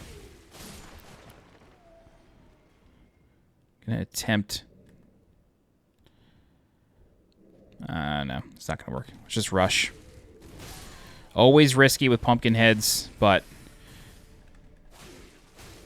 Alright, cool. So these are the guys summoning the orb. Or the ball. Ugh. Alright, that's fine. It's all good, as long as I can heal up. Yep, perfect. Cool. Alright. So these guys are more or less, like... I hesitate to say permanently dead, but now the orb will no longer spawn, even on repeat visits. And you get the Glintstone Scarab. What does that do again? Reduces FP cost of sorceries, but increases damage taken. Alright. Pop up here. Grab this.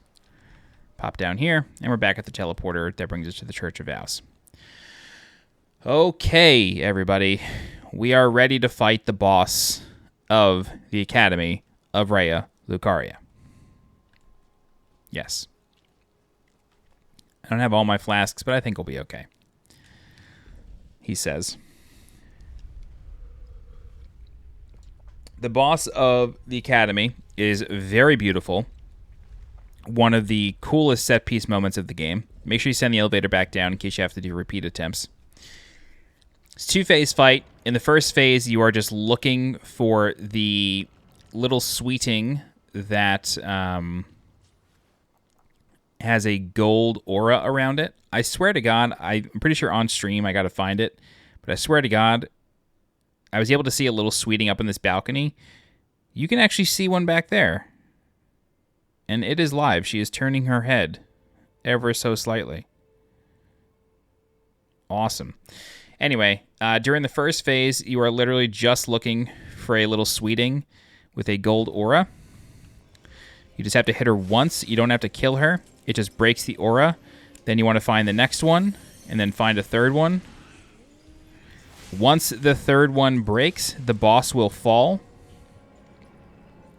As soon as she drops, start attacking. Hopefully we can get this in 2 cycles.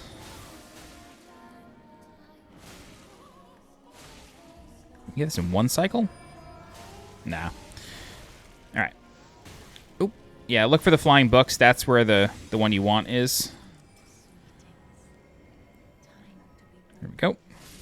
That's 2. Literally the same exact process. Alright. I think the third one can sometimes... sweetings can hide behind bookshelves. When you see flames falling, a chandelier is about to fall. So you want to get out of that general vicinity. Alright. So that's phase 1. In phase 2, we're going to fight the boss kind of for real. Full health bar again. And now she's going to do a whole bunch of cool magic. This is where I recommend... Oh, bad news. Ow. Cheap shit. So I recommend summoning your summon. She can bleed. The attack where she throws a sickle at you, that's really like the hardest attack. It does a lot of damage. Another really strong attack that she has is her ability to spin her staff right in front of her face. That right there. That's really hard to deal with.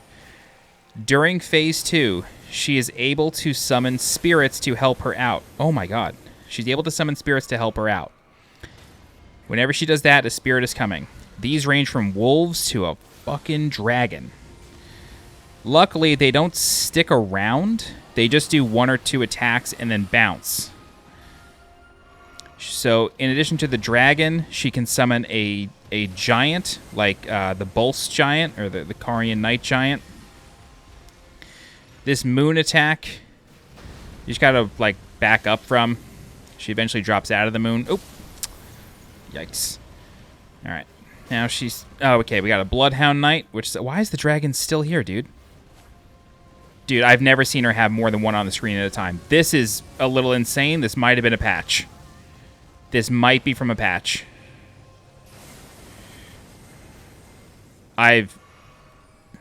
Dude. The Bloodhound Knight is gone, but the dragon is here? What is this? Alright. The giant is here. I think they buffed her. This is a little crazy. No, I think the dragon just stuck around too long. Anyway. That's Rennala. That got a little crazy. The one thing I want to mention about Rennala is that if you go back and you watch the leaked gameplay, or sort of like leaked trailer clips from Elden Ring back in, I think, 2020, it could have been that or very early 2021, you can see like a prefab or like an alpha version of Rennala. It's really cool just seeing her. All right, so after you defeat Rennala, you get her Remembrance and her Great Rune. Rennala's Great Rune is different than the rest. You do not need to activate the Great Rune. What it does instead, however... I'm just going to let her finish talking just because it's hard to hear me over her.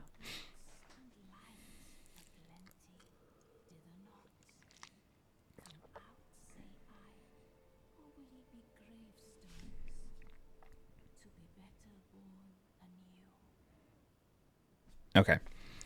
Rennala drops the Great Rune of the Unborn, and you'll notice she's very clearly not dead.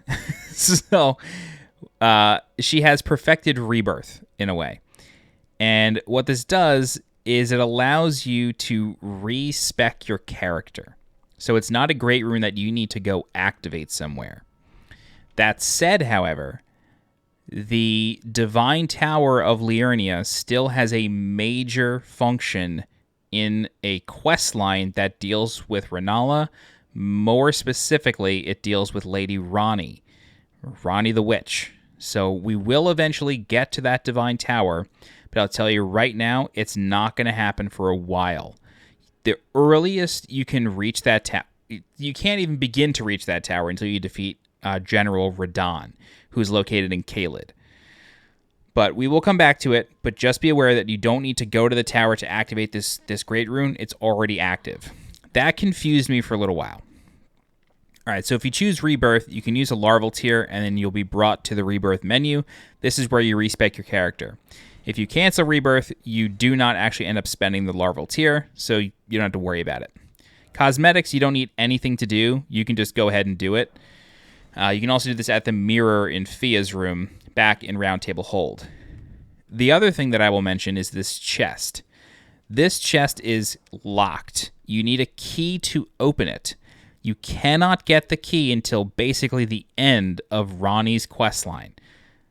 So again, the Divine Tower and that chest all involve Ranni's questline. Like I keep saying, it's like the biggest questline in the game. There is a statue of Radagon here in this room. However, I think there may be more to this statue that people haven't figured out. I have done the obvious thing here, which is to cast a specific spell called Law of Regression. Nothing happens, but I don't know. I think something is going on with that statue, because it's the only other one in the entire game, I think. Okay, that is the Academy of Raya Lucaria. So technically we have a second Great Rune, even though it's not even though we don't have to like go activate it or anything, which means that we can just rush our way to the capital and kind of progress to the end of the game. It's not our style. We're not going to do that. Instead, in the next walkthrough, we're going to go through Caelid. For now, though, let's go ahead and warp back to Round Table Hold. Let's see if we can level up our weapon at all.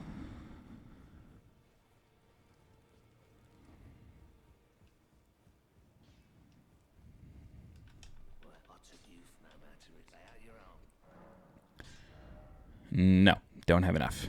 Yeah, so the reason that we go to Caelid next is because the mine in Caelid has level 4 shards. So that's why we go there next.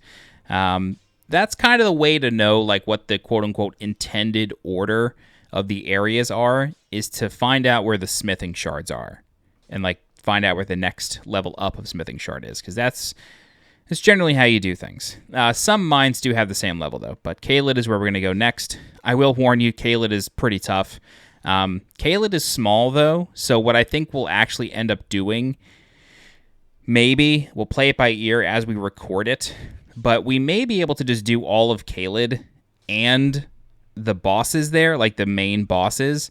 Not 100% sure, but there's not as many like caves and dungeons here. Yeah, so just keep that in mind. Grail's Dragon Barrow is attached to Caelid.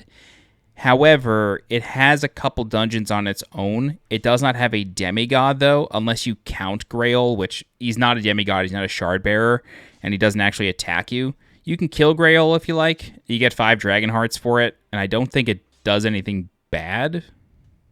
I don't think. But anyway, story for another time. But yeah, next we're going to go through Caelid, and we'll sort of take it from there. All right, I'll show you where we're ending off. Level 59 with 30 Vigor, 26 Mind, 14 Endurance, 12 Strength, 29 Dex, 9 Intelligence, 8 Faith, and 10 Arcane. And then before we officially end this video, I'll give a shout out to my channel members. All right, thank you very much to John Aldrich, Tammy Skinner, Hector J. Estrada, Joe Saunders, Daniel Cockrell, Brian Brubaker, Spencer Young, Charles Jan, Phoenix Loader, the one and only me123, Joshua S., Dan Al, Tiptoe Water 12, Jude Lazowski, B-Tide, The Old One, and Good Luck. Thank you very much to my channel members. If you have any questions, please feel free to leave a comment. I'll do my best to help you out. If you're looking for more guides for Elden Ring, please subscribe to the channel so you get alerted when new guides go live. If you're interested in supporting the channel monetarily, please consider becoming a channel member by clicking the blue join button below this video. Don't forget to follow me on Twitter and join my Discord. The links for those are in the description below. As always, I'll be Johnny Cage. Thank you so much for watching, and I'll see you next time. Bye-bye.